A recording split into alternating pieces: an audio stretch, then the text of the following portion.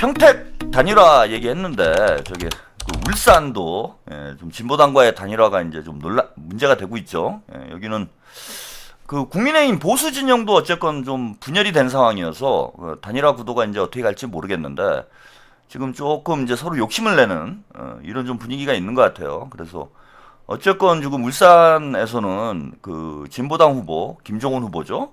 진보당 김종훈 후보가 두 자릿수 이상 지금 지지율을 얻고 있기 때문에 단일화를 하지 않을 경우에 이제 대단히 힘든 싸움이 될 가능성이 높습니다. 그리고 아까 뭐 우리 시청자 여러분들이 채팅창에도 써주시고 있는데 김상욱 의원에 대해서 이제 텃세가 심해요. 그 부울경이 거기 문파 천지 아니야? 문파 천국 아닙니까?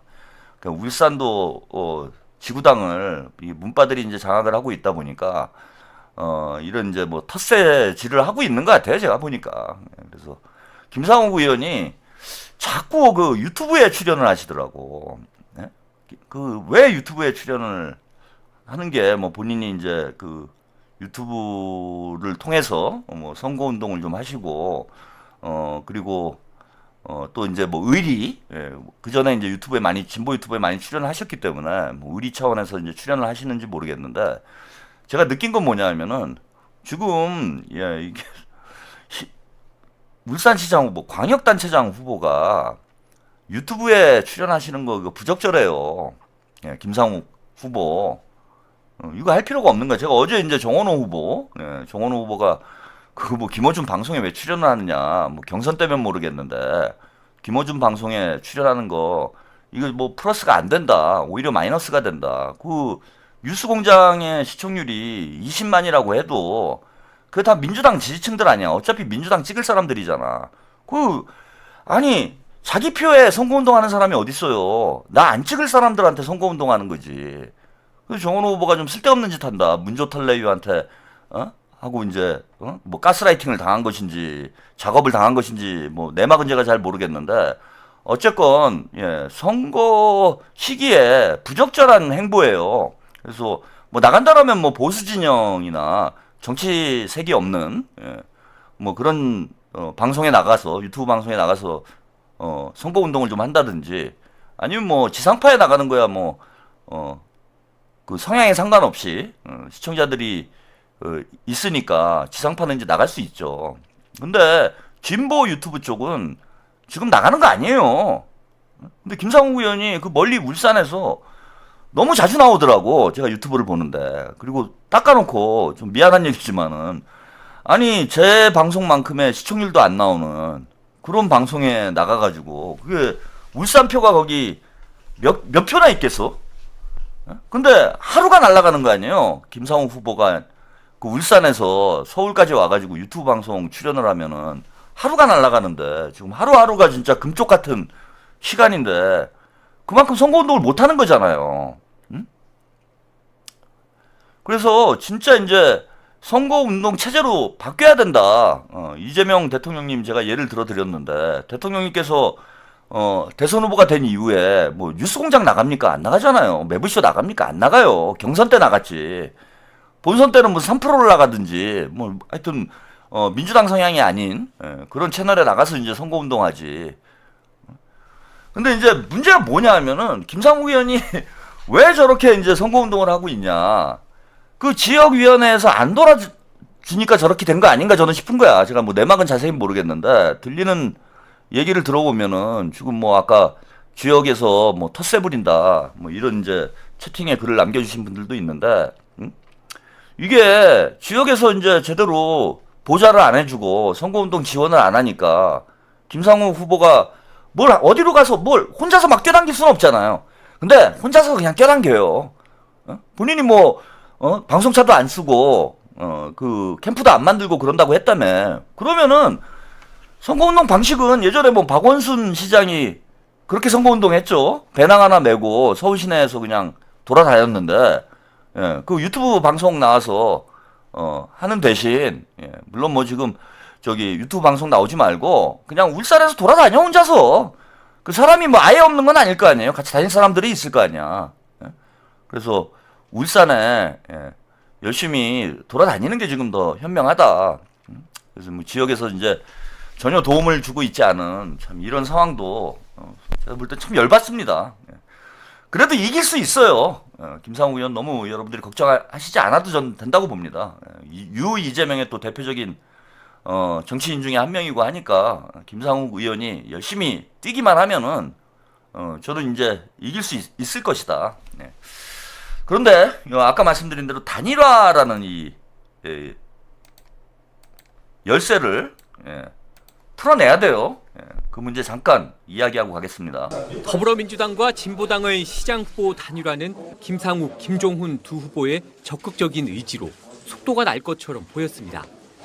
하지만 지방선거가 30여일 앞으로 다가온 현재까지 이렇다 할 진척 없이 각 정당의 미묘한 기싸움이 시작됐습니다. 먼저 포문을 연 건 민주당입니다. 단일화는 시민 여론조사가 전제돼야 한다는 원칙을 밝혔는데 정당 지지도와 후보 개인의 인지도로 협상의 주도권을 잡겠다는 전략입니다. 민주진보 진영의 관일 후보는 울산 시민이 직접 결정하는 것을 원칙으로 하되 단일화 협의기구를 통해 논의되어야 합니다. 진보당은 시민 의견이 반영돼야 한다는 데는 동의하지만 후보 능력과 자질을 우선 검증해야 한다는 입장입니다. 국회의원과 구청장, 시의원 등을 두루 지낸 김종훈 후보의 강점을 앞세우고 있습니다. 이제 후보를 각 당에 선출해 놓고 있는 상황이기 때문에 현실에서 그걸 어떻게 풀어갈지는 좀 복잡한 과정이나 진전 논의가 필요할 것 같고 아직 공식적으로 앉아서 논의를 시작한 것이 아니기 때문에. 민주당과 진보당의 2라운드는 SNS 설전으로 이어졌습니다. 방석수 시당위원장은 행정 경험이 부족한 김상욱 후보는 울산시장보다 국회의원을 더 잘할 것이라며 110만 울산시정을 행정 무경험자에게 맡길 수 없다고 주장했습니다. 이에 대해 김상욱 후보는 나이가 아닌 더 크고 넓은 품의 크기가 능력이라며 진보당을 향해 품위를 지켜달라고 경고했습니다. 한편 보수 진영은 박맹우 전 울산시장이 선거 사무실 개소식을 열고 지지자 결집에 총력을 기울이고 있습니다. 박 전 시장은 개혁신당 합류 제안을 받고 있는 것으로 알려졌는데 무소속으로 국민의힘을 심판하겠다며 완주 의사를 굽히지 않고 있습니다. 지방선거 승리 확률을 높이는 후보 단일화가 공식 논의를 시작하기도 전부터 과열 조짐을 보이며 험로를 예고하고 있습니다. 제가 이제 뭐 진보당에서도 과거에 오랫동안 활동을 했고 원래는 뭐 민주노동당, 진보당 뭐 이런 데서 이제 활동을 하다가 뭐 이재명 대통령님이 이제 마음에 들어서 이제 민주당에 입당도 하고 이재명 대통령 이제 지지 활동을 하고 있는 그런 사람이에요. 근데 저게 그 후보 단일화 있잖아요. 후보 단일화는 제가 전문가입니다. 진보당 시절부터 저는 주구장창 후보 단일화를 이제 주장을 했던 사람이에요.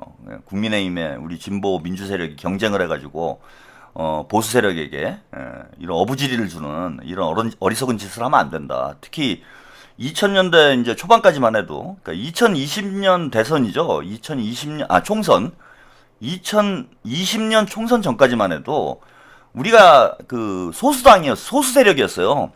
민주당이 과반을 넘은 적이 그 열린우리당 시절에 뭐 과반 넘은 적이 있었고 계속 우리가 21세기가 한참 지난 뒤에도 소수 세력이었어. 근데 진보 세력과 민주당이 서로 지나치게 이제 경쟁을 앞세우다 보면 서로 망한다. 그래서 선거 때는 후보 단일화를 해서 이제 힘을 합쳐야 된다. 뭐 이런 주장을 저는 2000년대 이제 초반부터, 아니 90년대부터 했어요. 학생운동 할 때부터. 옛날부터 그냥 뭐 범민주 단일 후보다 뭐 이런 주장하고, 뭐 그랬던 이제 제 과거에 경력이 있습니다. 그래서 2012년인가 아마 진보당하고 민주당하고 후보 단일화 지방선거 때죠. 후보 단일화가 잘 돼가지고, 우리 민주진보 진영이 크게 이겼던 적이 있는데, 제가 그때도 이제 보이지 않는 후보 단일화의 어떤 뭐, 주역 중에 한 명이다? 뭐, 주역까지는 아니고, 하여튼 그런 분위기를 만드는데 저도 좀 일조를 했다. 이런 걸 좀 강조를 드리고 싶어요. 그래서 후보 단일화 문제는 제가 대한민국에서 저보다 잘하는 사람이 없다. 제가 그건 자부를 합니다. 한 20년을 그 지랄을 하고 있었으니, 그 되지도 않은 후보 단일화를 외치면서, 그, 정몽준 노무현 후보 단일화도 그것 때문에 이제 김민석 총리가, 지금도 이제 욕을 먹긴 하지만은, 저는 정몽준 노무현 후보 단일화도 강하게 주장을 했던 사람이에요.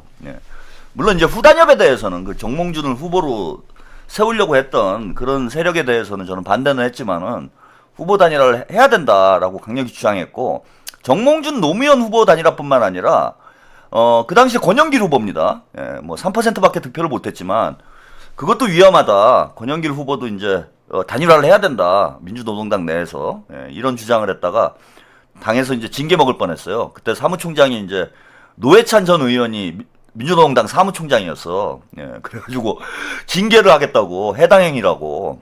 그게 왜 해당행위입니까? 후보 단일화 하라는 게. 근데 아무튼 뭐 해당행위라고 뭐 당에서 징계를 먹을 뻔하기도 하고 뭐 하여튼 뭐 파란만장했던 제 이제 과거가 있습니다. 예, 그런데 아무튼 후보 단일화는 제가 전문가다. 예, 김민석 총리 못지않은 그런 이제 경험을 가지고 있다. 그것도 이제 진보 쪽에서 해봤기 때문에 더 이제 이쪽 생리를 잘하는 거죠. 진보당 생리나 진보당이 이제 예, 한계 뭐 이런 걸 좀 잘 알고 있는 그런 상황인데, 과거에 옛날 얘기해 드릴게요. 지금 김상우 후보가 제 방송을 보실지 모르겠는데, 김상우 후보가 이재명 대통령님하고 비슷한 상황이 있어요. 예, 그 비슷한 상황은 뭐냐 하면은, 이재명 대통령님이 성남시장에 출마할 때 당연히 이제 민주당의 비주류였죠. 민주당의 비주류고, 민주당에서 성남시장 후보가 되긴 했지만 민주당에서 뭐 도와줄 사람도 없고 그 자기 힘으로 성남시장이 이제 돼야 되는 상황이었어요. 근데 그때 이제 진보당에, 지금 진보당이죠. 진보당이 성남 중원구에서 그 지지율이 많이 나왔어요. 실제로 이제 국회의원에 당선이 된 적도 있고, 성남 중원구에서 국회의원에 당선이 됐습니다. 진보당이. 그리고 아무리 안 나와도 그때도 후보 단일화 과정을 통해서 이제 그 국회의원이 되긴 했지만은, 그때 제가 이름을 까먹었네요. 그 지역구 의원을. 근데 아주 여자분인데 여자분이 거기서 당선이 된 적이 있어요. 근데 성남 중원구에서 진보당이 20% 내지 30% 정도 이렇게 지지율이 나왔어요 그때. 근데 진보당이 20, 30% 가져가 버리면 이기기가 힘든 거지, 성남 선거에서. 그래서 이재명 대통령님이 후보 단일화는 아니지만 진보당과 당시에 성남에서 느슨한 형태의 지방 공동정부를 구성을 했습니다. 예, 푸른나무 경제연구소님 김미희 의원, 김미희 의원 맞아요. 잘 아시네. 예, 김미희 의원이 이제 성남 중원구에 당선이 됐는데, 느슨한 형태의 후보는 이제 이재명 민주당 후보였는데 진보당하고 협력을 한 거예요. 그 이재명 대통령이. 그래서 이재명 대통령이 성남시장에 당선이 되는데 진보당에서 큰 역할을 했어요. 그래서 진보당과 뭐 아주 공공연한 그 공동정부는 아닌데, 느슨한 형태의 공동정부라는 건 뭐냐면은 진보당 쪽 인사들도 성남시에 많이 등용을 했어요. 성남시장이 된 다음에 진보당 쪽 인사들을 많이 등용을 합니다. 그래서 그 문제 때문에 사실 이재명 대통령이 좀 그 공격을 당한 부분도 있어요. 이른바 이제 경기동부죠. 진보당의 이제 경기동부라는 정파하고 이재명이 유착된 거 아니냐. 그래서 뭐 보수 언론들이 색깔 문제로 이재명 대통령을 공격을 하긴 했지만은, 그때 그 진보당 쪽하고 이재명 대통령님이 손을 안 잡았으면은 성남시장이 못 되는 상황이었어. 근데 손을 잡고 또 성남시장이 된 이후에 진보당 인사들을 또 적절하게 또 등용을 해서, 뭐 지금도 비슷해요. 대통령이 되신 이후에도 보수 쪽 인사들도 등용을 하고 진보 쪽 인사들도 등용을 하잖아요. 지금 이재명 대통령님이 이른바 통합정부를 구성을 하잖아. 그래서 뭐 권오을 장관이라든지 송미령 장관이라든지 이런 사람들도 등용을 했고, 또 대표적인 인물이 지금 김영훈 노동부 장관이죠. 이분은 이제 민주노총 위원장 출신인데 예전에는 진보당이었어요. 김영훈 장관도. 김영훈 장관, 노동부 장관이 진보당 쪽에 있었던 사람이에요. 뭐 나중에 이제 민주당에 오긴 했지만은. 그래서 김영훈 민주노총 위원장을 지금 노동부 장관으로 등용을 하잖아. 그것과 마찬가지로 성남시에서도 느슨하지만 지방 공동정부, 성남시 공동정부를 구성을 한 거예요. 그래서 성남시장이 됐고, 그걸 밑바탕으로 해서 이제 경기지사가 되고 대통령까지 되는 이런 과정들이 쭉 있었습니다. 이재명 대통령님이. 그래서 김상욱 의원도 이런 이재명 대통령님의 모델을 따라가야 된다. 즉 아마 이런 얘기를 하고 있는 것 같아요. 제가 그 김상욱 의원도 후보도 그런 얘기를 하고 있는 것 같은데 지방 공동정부를 구성을 해라. 저기 진보당하고 지방 공동정부를 구성을 하고 그 지금 그 어차피 성남시장이 되더라도 인력도 부족해요.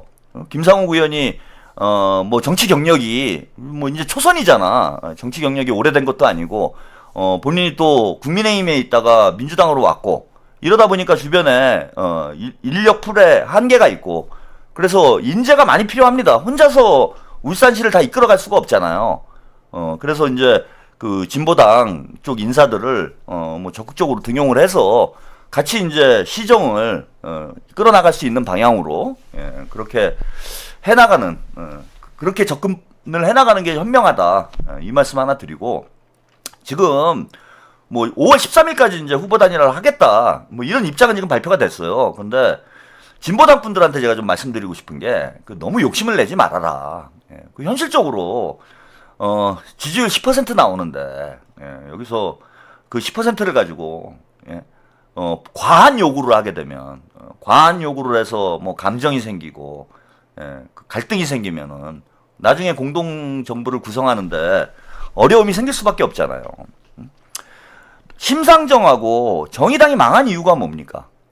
뭐 좀 뭐 논란은 있긴 하지만은 그 지난 2022년 대선 때 민주당에서 정의당에 후보 단일화를 제안을 했다라고 저는 들었어요. 확인을 했고, 근데 장관 5개를 달라고 그랬나?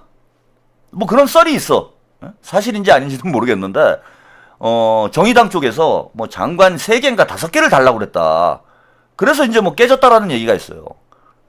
그 결과 대선을 졌을 뿐만 아니라 그 대선 패배의 책임이 다 심상정과 정의당한테 갔잖아. 그래가지고 어떻게 됐습니까? 망했잖아요.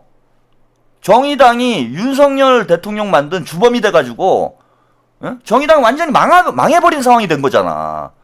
진보당은 이걸 지켜본 거 아니에요 지금까지. 그래서 무리한 욕심을 내면은 결국은 이 단일화라는 게 깨질 수밖에 없고, 그 단일화가 깨지면은 둘 다 죽는 거예요. 제가 볼 때는 민주당이야 뭐 싹 닦아놓고 좀 냉정하게 얘기해서 민주당이 울산시장 선거에 진다고 해가지고 민주당은 망하지 않아요. 그런데 만약에 울산시장 선거를 지게 되면은 그 책임은 다 어디로 가느냐? 진보당한테 가는 거야. 그 책임은 유권자들이 그건 나중에 냉정하게 평가를 해요.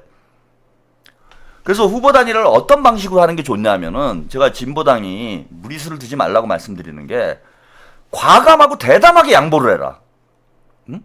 뭐 달라 막 그렇게 구질구질하게 하지 말고 그럼 나중에 단일화를 해주고도 진보당은 야 결국은 뭐 한 자리 차지하려고 단일화한 거 아니냐 이런 말 들어요. 그러지 말고 깔끔하게 단일화를 하고 대신에 김상욱 후보는 그런 진보당의 희생과 양보에 대해서 확실하게 보상을 하고 서로 윈윈이 되는 방향으로 저는 단일화를 해야 된다. 그래야 둘 다 사는 거예요. 그러면은 다음 총선 때 우리 유권자들이 저는 김재현 후보도 마찬가지고 김종훈 후보도 마찬가지라고 보는데 그 불필요하게 김상욱 의원이 이제 그런 지적을 했는데 뭐 그 저격한다고 그랬고 SNS에 글 몇 개 쓴다고 그래가지고 김상욱 지지율이 떨어지겠어요? 제가 누차 말씀드리다시피 전국 어느 지역을 가도 민주당 후보는 30% 이상을 득표를 하게 돼 있는 거야 이거는. 이 판이 안 바뀌어. 그래가지고 김상욱 좀 깐다고 그래가지고 진보당 후보 지지율이 30%로 올라가겠냐고. 안 올라가요. 결국은 민주당 30%, 진보당 10%예요. 그게 이제 현실적인 구도인 거야. 이 구도는 하루아침에 안 바뀝니다. 그래서 어차피 후보 단일화를 어떤 방식으로 하건 간에 민주당 후보로 단일화가 될 수밖에 없다. 그러면은 대담하게 양보를 하고 대인배의 모습을 보여줘라. 그래서 유권자들에게 야 진보당은 다르다. 진보당은 심상정당 정의당하고 다르다. 그리고 진보당은 조국당하고 다르다. 이런 모습을 보여줘라. 대담하게 양보를 해라. 그 여론조사 해봐야 답이 정해져 있는 거 아니야. 여론조사 한다고 이기겠어요? 아니, 이길 방법이 뭐가 있어? 닦아놓고. 진보당이 어떤 형태로 경선을 할지는 모르겠는데, 현실적으로 여론조사밖에 방법이 없는 거고, 진보당이 이길 수 있는 방법을 한번 찾아서 가져와 봐요. 이길 방법이 없다니까. 그러면 저는 괜히 서로 날 세우고 감정 상하지 말고 또 유권자들한테 보기 안 좋은 모습 보여주지 말고 대담하게 저도 진보당에 대한 애정이 있습니다. 예, 진보당이 뭐 미워가지고 무조건 뭐 민주당한테 유리한 말씀을 드리는 게 아니에요. 둘 다 살 길을 말씀을 드리는 거야. 그래서 대담하게 양보를 해서 김상욱 후보로 단일화를 하고, 그리고 김상욱 후보는 또 그런 진보당의 희생에 대해서, 특별한 희생에는 특별한 보상이 있어야 된다고 대통령께서 강조를 하시잖아요. 그래서 진보당과 지방 공동정부를 구성을 해서 또 울산 시정을 잘 이끌어갈 수 있도록, 또 노동자들이 많은 지역이니까 진보당의 도움도 필요한 거죠. 그래서 그래야 이제 성공적인 시정 운영을 할 수 있을 거 아닙니까? 그렇게 가고, 그 대신에 진보당은 다음 총선 때 우리 이제 민주당 지지자들이, 야, 우리 진보당이 저렇게 희생을 했는데 우리가 좀 보상을 해줘야 되지 않냐. 그러니까 지난번에 조국당이 의석을 많이 가져갔잖아. 그거를 이제는, 야, 진보당이 저렇게 고생을 했는데 우리가 뭔가 보답을 해야 되는 거 아니야? 그래서 총선 때 득표율로 돌아와요, 진보당. 지금 얘 양보하는 게 양보가 아니야, 사실은. 정치를 좀 길게 보면은 나중에 자신들 득표율로 총선 때 우리 국민들이 금배치 한두 개라도 더 달아줘. 지지율 뭐 5%, 10% 나옵니다. 그러면 더 늘어나는 거 아니에요, 의석수가. 그래서 그런 방향으로 저는 좀 합리적인 단일화를 했으면 좋겠다. 서로 윈윈이 되는 그런 단일화를 해주시기를 부탁을 드립니다. 마지막으로 하나만 더 잠깐 얘기하고 갈게요. 이거 너무 싱겁게 끝났어. 예, 민주당 원내대표 선거가 다음 달에 진행이 되는데, 예, 이거 뭐 다 안 나오네? 이거 서영교가 안 나온다 그래서, 야, 이거 좀 아쉽다, 제가 그랬는데, 서영교, 박정희에 이어서, 백혜련도, 불출마를 하는 것으로, 이렇게 좀 정리가 됐습니다. 그래서 지금 한병도 원내대표만 이제 출마한 상황이에요. 한병도만. 그래서 사실상 이제 추대가 되는, 뭐 이런 형국으로 좀 정리가 된 것 같습니다. 그래서 아마도 제가 볼 때는 그 한병도 원내대표가, 제가 이게 지금 원내대표 선거는 당원 투표가 20%잖아요. 20%고 이제 의원 투표가 80%이기 때문에 의원들 판세가 중요하죠.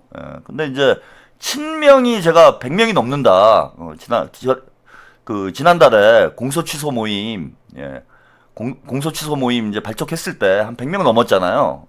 그러면 이제 친명 의원이 한 100명 정도 되는데, 친명들이 아마 한병도 쪽으로 정리를 한 것 같아요. 뭐 그냥 이 정도면 무난하다. 제가 뭐 말씀드린 대로 지금 뭐 이제 친명 의원을 전면에 내세우기도 그렇고 정청래 체제인데, 그래서 한병도 원내대표면은 무난하게 이제 선거 관리를 할 수 있는, 이 사람이 이제 중립적 성향이기 때문에 차라리 잘 됐다고 봅니다. 정청래는 이제 6월 달에는 지방선거 끝나면은 당대표 사퇴를 해야 돼요, 정청래가. 그러면 한병도 원내대표가 권한대행이 되는 거죠. 당대표 권한대행이 되는데, 그럼 당대표 선거를 한병도 원내대표가 관리를 해요. 그런데 이제 친명 의원들이 이제 다 불출마를 했다라는 건 뭐 100표 이상이 한병도한테 간다는 얘기예요. 그러니까 여론조사에서 뒤집힐 가능성이 없다는 얘기지. 친명 쪽이 한병도 쪽으로 이제 다 갔다. 그 얘기는 뭐냐 하면은, 친명 의원들이 볼 때 적어도 공정하게 당원대회 관리를 할 수 있다. 한병도가 한쪽으로 치우치지 않고 공정하게 당원대회 관리를 할 수 있는 사람이다. 이렇게 이제 판단한 것 같아. 그래서 한병도 쪽으로 좀 쏠린 것 같고, 뭐 우리가 원하는 건 그거잖아요. 뭐 김민석한테 유리하게 해달라, 뭐 이거 아니잖아, 그죠? 제일 걱정하는 게 여러분들이 지금 뭐 유령당원 문제, 그다음에 뭐 집단 입당 문제. 그래서 그 호남 지역에서 특히 이번 이제 경선 과정에도 여러 가지 불투명한 일들이 벌어졌는데, 이거 중앙당에서 이상한 짓을 하는 거 아닌가, 이런 이제 걱정들이 많은 거잖아요. 그래서 공정하고 신뢰할 수 있는 그런 경선이 된다라면 그걸 우리가 뭐 문제 삼을 이유가 없는 거지. 근데 이제 한병도 원내대표라면은 우리가 신뢰할 만한 그런 이제 공정한 경선 관리가 가능하다라고 우리 이제 민주당 의원들이 판단한 것 같아요. 친명 의원들이 공정하게만 해주면 되지. 공정하게만 해주면은 김민석이 이기죠. 이깁니다, 여러분. 그러니까 뭐 여러분들이 걱정하는 무슨 뭐 대리투표 문제나 이런 거 잘 관리를 할 수 있는 그런 체제로만 운영이 된다라면은 얼마든지 이길 수 있을 것이다. 저는 생각을 하기 때문에 뭐 한병도 원내대표가 중립 성향의 한병도 원내대표가 다시 연임을 하는 거는 여러분들이 이제 걱정을 안 해도 되는 그런 상황이 아닐까 이렇게 봅니다.